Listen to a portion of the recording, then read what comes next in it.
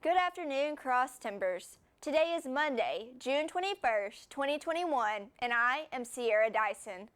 We are back with another summer broadcast where we keep you up to date on summer activities in Stephenville and the surrounding areas, as well as to inform you of news from around the globe.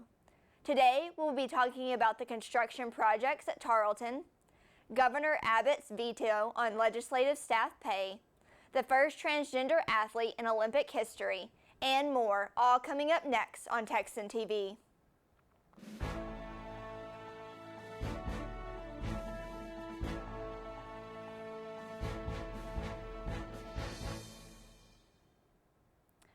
In campus news, the Stephenville campus of Tarleton State University is currently undergoing a remodel as they prepare for the largest freshman class yet.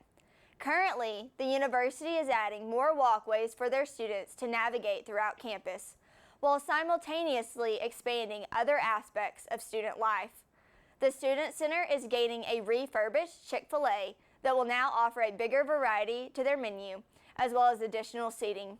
On top of this, the softball and baseball fields are currently being redone to meet Division I standards. Finally, the former bookstore parking lot located by Wisdom Gym is being turned into a food truck spot where students can enjoy a variety of food types.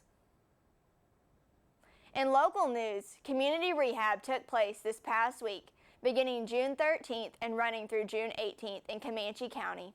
Community Rehab is a nonprofit organization that spreads the love of Christ throughout the area by improving the exterior of homes for those in need. The project began with just one home in 2000 and has grown over time. It performs a variety of renovations to homeowners on a need basis, which includes painting, window replacement, roofing, siding, and any other outside repairs that the homeowners might need. With over 190 participants this year, the project was able to work on 11 different homes within the community. There were 7 homes in Comanche, 3 in DeLeon, and 1 in Gustine, which were all renovated successfully by middle school and high school students from all over Texas and their surrounding states, as well as by adult volunteers. And now, today's Texas, national, and international news from the Associated Press.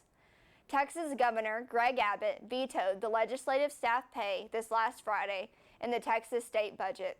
This move came after Texas state Democrats walked out on a state legislature session earlier this year in an effort to block some of the voting laws Abbott had tried to prioritize. Abbott went on to say, funding should not be provided for those who quit their job early, leaving their state with unfinished business and exposing taxpayers to higher costs for an additional legislative session. The new budget goes into effect on September 1st. In national news, on Sunday, a crash in Fort Lauderdale, Florida occurred during a pride parade, killing one person and injuring another. The accident occurred when the driver of a men's chorus group accelerated the vehicle and slammed into fellow chorists. While there was speculation that it was a hate crime towards the gay community, it is suspected to be an accident. No arrest has been made, but Fort Lauderdale police and the FBI are conducting an ongoing investigation.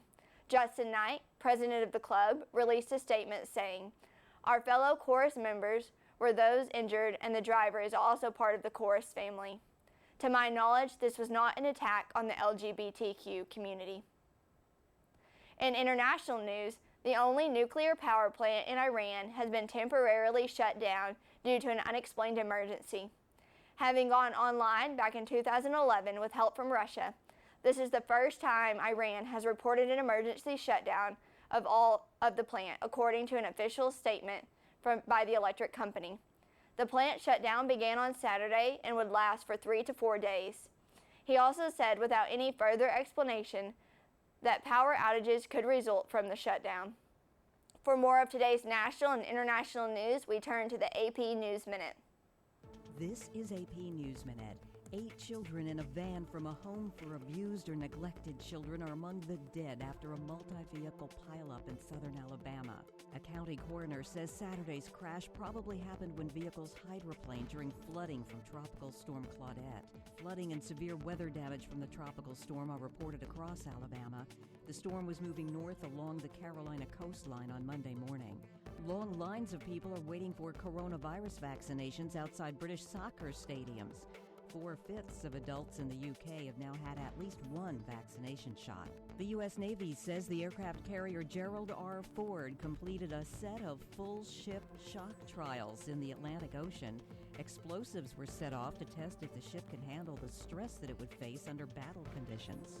Rita Foley, The Associated Press, with AP News Minute. In sports, for the first time in the Olympics, there will be a transgender athlete competing in the Games.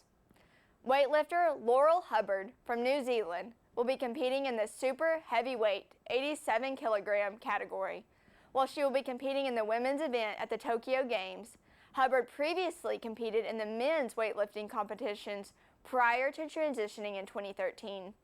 Hubbard became eligible to compete when the Olympics Committee gave guidelines allowing transgender women to compete if testosterone levels were at the required level before competition in 2015. Hubbard gave a statement saying, "I am grateful and humbled by the kindness and support that has been given to me by so many New Zealanders." And now for today's weather, we turn to Maddie Reed. Hey Texans, today there is a high of 90 degrees and a low of 63 degrees. There is a 61% chance of thunderstorms this afternoon and into this evening. The rest of the week, the highs are going to be in the 90s and lows are going to be in the 70s. Have a great day.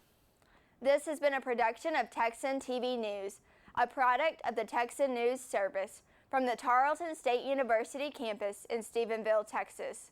Watch us live on Apogee, channel 2.1 in the dorms at 12:30 weekdays.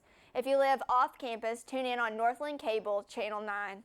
You can follow the Texan News Service on Facebook, Instagram, and Twitter, and check out our website at www.texannews.net for all of your latest local, state, national, and international news.